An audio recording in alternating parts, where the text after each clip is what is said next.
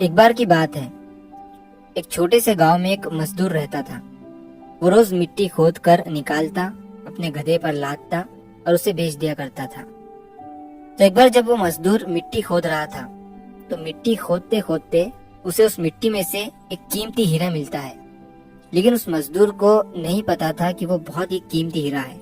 तो उसने उस हीरे को अपने गधे के गले में बांध दिया। एक दिन जब वो गांव से अपने गधे को लेकर जा रहा था, तो एक सेठ जी थे उसी गांव के, जो उसी गांव में एक छोटी सी किराने की दुकान चलाते थे। तो उन्होंने जब उस गधे के गले में उस हीरे को देखा, तो उस मजदूर से पूछा कि ये तुम्हारे गधे के गले में क्या है, बड़ा चमक रहा है। मजदूर ने कहा कि ये चमकीला पत्थर है, मुझे मिट्टी खोदते समय मिला था।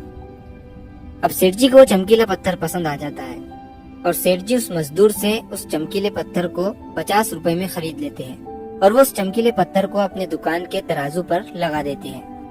अब जो भी सेठ जी की दुकान पर आता, उस चमकीले पत्थर को देखकर उसकी बहुत तारीफ करने लगता।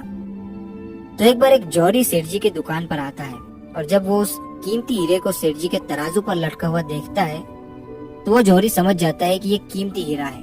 वो सेठ जी से पूछता है कि ये क्या है और इसे आपने तराजू पर क्यों लटकाया हुआ है। सेठ जी उस जौहरी से कहते हैं कि ये एक चमकीला पत्थर है, मैंने एक मजदूर से 50 रुपए में खरीदा था। वो जौहरी सेठ जी से कहता है कि क्या तुम इस चमकीले पत्थर को मुझे बेचना चाहोगे। सेठ जी उस जौहरी से कहते हैं कि अगर तुम इसे खरीदना चाहते हो तो मुझे 100 रुपए दे दो और इसे ले जाओ। अब वो जौहरी जो था वो बहुत ही कंजूस था। उसने सेठ जी से कहा कि मैं इस चमकीले पत्थर के तुम्हें 80 रुपए दे सकता हूँ, चाहिए तो बोलो, नहीं तो मैं जा रहा हूँ। सेठ जी अपने 100 रुपए पर ही अड़े रहे और वो जौहरी ये सोचकर वहां से चला गया कि आज सेठ जी नहीं मान रहे हैं, कल आऊंगा और सेठ जी को 90 रुपए देकर वो हीरा लेकर चला जाऊंगा। लेकिन हुआ कुछ ऐसा कि उसी दिन शाम के वक्त एक दूसरा जौहरी उसी गांव के रास्ते से जा रहा था और अचानक उसी गांव में उसकी गाड़ी बंद हो जाती है। जब तक ड्राइवर गाड़ी को रिपेयर कर रहा होता है, वो जौहरी सेठ जी की दुकान पर कुछ लेने के लिए जाता है और जब वो उस हीरे को तराजू पर लटका हुआ देखता है, तो सेठ जी से उसे खरीदने के बारे में पूछता है। सेठ जी भी उसे वही कहते हैं कि 50 में लिया था, आपको 100 रुपए में दे दूंगा।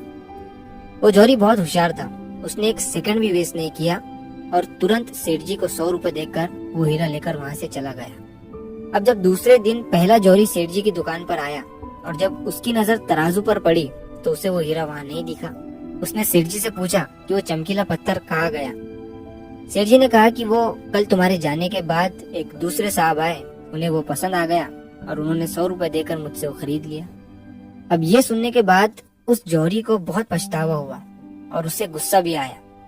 तो उसने गुस्से में सेठ जी से कहा कि तुम कितने बड़े बेवकूफ हो, वो कोई चमकीला पत्थर नहीं था, बल्कि वो बेशकीमती हीरा था और तुमने उसे 100 रुपए में ही दे दिया।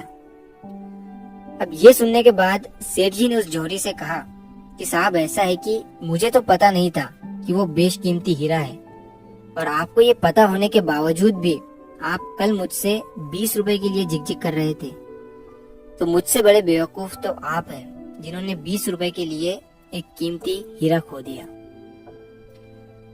दोस्तों, इस कहानी से हमें 3 बहुत बड़ी सीखें मिलती है। पहली ये कि कंजूसी भी वहीं करो जहाँ पर उसकी जरूरत है। अगर हर जगह कंजूसी करोगे तो अच्छी चीजें भी अपने हाथों से गवा दोगे। और दूसरी सीख इस कहानी से हमें ये मिलती है कि हाथ में आया हुआ मौका, अपॉर्चुनिटी हमें कभी भी गंवानी नहीं चाहिए। अक्सर करके हम अपने आप को ब्रिलियंट समझकर कई सारे मौके हाथ से गवा देते हैं। और तीसरी सीख हमें इस कहानी से ये मिलती है कि कभी भी काम को कल पर मत टालो। एक बहुत पुरानी कहावत है कि कल करे सो आज कर और आज करे सो अब।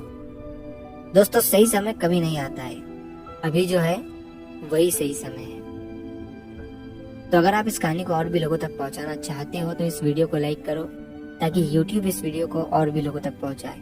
और अगर कहानी अच्छी लगी हो तो हमारे चैनल को सब्सक्राइब जरूर करिए। मिलता हूँ मैं अगली बार इसी तरह की कहानी के साथ। तो सब्र करो, शुक्र करो और जिंदगी में आगे बढ़ो।